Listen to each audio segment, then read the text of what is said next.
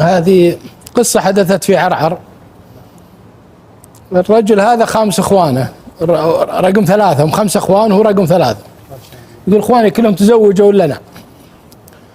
ووصلت الى وكيل رقيب والعالم اشغلتني بالزواج، حتى اللي تحتي اخواني تزوجوا وجاهم عيال، انا اللي يقول لي تزوج ودي اضربه، اتكلم عليه حتى كلام قاسي اذا رددها علي مره. وش فيك تضحك؟ انت شايف الحلقه امس؟ لا والله، هذا موضوعنا امس. والله ما اسلم.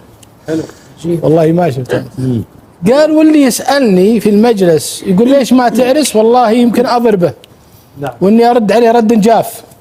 والدتي واخواني وخواتي وصاروا يتصددون عن كلام اعرس، صرت ما عاد لا مره. لذاك اليوم داخل سوق واشوف لي رجال داخل سوق الذهب شاري لزوجته خاتم. انا ما عندي زوجه، لكن قلت بشتري الحلوة اللبن امي. يقول دخلت وقال لي هاك الخاتم واشتريه الوالد.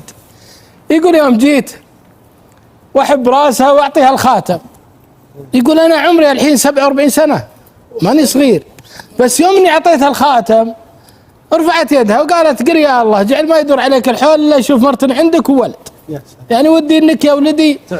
يقول وانا يضيق صدري، بغيت اقول في نفسيتي ما جبت الخاتم، ما ابي طاري العرس. يقول خدت يومين بس اني شفتها فرحانه ولبست توريها بناتها، لكن يقول اطلع منها ويجيني اتصال من ولد عم لي ان عنده عرس يبعد عن المدينه اللي انا فيها 25 كيلو في البر، عرس بدو في البر. يا سلام. يقول وصفوا لي المكان، يقول انا اعرف المنطقه، سيارتي ونيت غمرتين. يقول قلت خير ان شاء الله. يقول اصلي المغرب واطلع. يقول مشيت مع هاك الوادي، يقول اثرني ضيعت، ادور يمين ادور يسار. يقول المنطقه اللي انا فيها ضلعان وحصى وموتري ما يرقاها. يقول وقفت الموتر في شعيب ونزلت ابي ارفع اشوف ضوح النور ولا النار. يقول يوم نزلت من سيارتي في شعيب وانا رقيت، يوم وصلت راس الضلع وناظر يمين يسار، يقول ما عينت نور. يقول يوم جيت ارجع ولا الصوت اللي يقول وقف شعر جسمي، شيء يروع، يقول شيء يلحقني. يقول التفت يمين التفت يسار ما شفت شيء. يقول اخذت شوي من الذيب. أبا. يقول اثر الذيب يروح ويرجع يروح ويرجع. صوت المرأة تكفى لا تخليني تكفى لا تخليني. المرأة هذه ادورها ما اشوفها، يقول بس الذيب وراها. يقول حنا، يقول انا جسمي واقف، شعري كاش، حالتي حاله. يقول وانزل واذكر الله وانزل واركب السياره. يقول اطل بالسياره واشغل السياره ناظر. يقول ما الذيب اقول شفته مرتين او 3، شايفه شوف العين، والمراه تنتخي فيني يا فلان لا تخليني، يا رجل لا تخليني، ما تناديني تنادي يا رجل لا تخليني، تكفى انا دخلت على الله ثم عليك. يقول انا جبنت خفت ما فكيتها. يقول وانا اتنافض وانزل واركب سيارتي، يقول واقعد، يقول اشغل اذاعه القران واقرا الورد اللي انا عارف كله. يقول وامشي لين وصلت عند طلعت كذا، يقول اشوف النور جنبي واشوف العرس، يقول واصلهم. يقول يوم وصلتهم حاطين لهم مصلى، يقول اروح اتوضا واصلي العشاء واقعد اقرا. يقول في رجال جاني مو بخابرني اطول في المسجد، يقول انا صلاتي يا فلان عسى ما اشر. يقول انا خايف، يقول كبير في السن عسى ما اشر ايش فيك؟ قال والله صارت لي قصه. قال وش هي؟ قال قصه كذا كذا. قال افا ولا سعدت المره ولا فزعت لها. قال والله اني خفت. قال لا تعلم احد، والله يندروا ان الذيب ذابحها وهي ناخيه عليك، والله انك ما تصير رجال بيننا. يقول يوم قال الكلام هذا وانا اسكت، يقول وجهي منصفق وحالتي حاله. يقول اتعشى ونمرح لان في غدا بكره في العرس. يقول يوم جاء الساعه 9 ويجيني خوي قال قم خلينا نقص الاثر. يقول اركب انا وياه في موتر. يقول يوم جيت الشعيب ولا هذه مساحب رجولي راقي فوق وراجع، ولا هذا الذيب هذه مساحبه وهذا حركته. يقول نبي دم ما لقينا، نبي اثر ما لقينا، ندور شيء ما لقينا، ما في اثر لا القماش ولا الدم ولا. قال ابن الحلال انت متاكد؟ وقال والله يا فلان انها تنتخي بي نخوه ما تتخيلها. قال اصبر بعد يوم يومين يبين الخبر، انسان احد فاقد له حرمه ولا شيء يبين، بس انت لا تعلم احد. يقول ينزل خوي يركب معي في السياره ونحضر الزواج. يقول ونقعد على الغداء ويوم تغدينا ونجلس فارشين لنا برا. فيه رجال من الناس اللي دائما يستقصدوني في موضوع الزواج، اذا شافني قال لي يا فلان ليش ما تعرس؟ قال يا فلان انت الحين ما عرست، هذا الرجال معرس واحد من عيالك حاضرين عرسه البارح وانت ما عرست.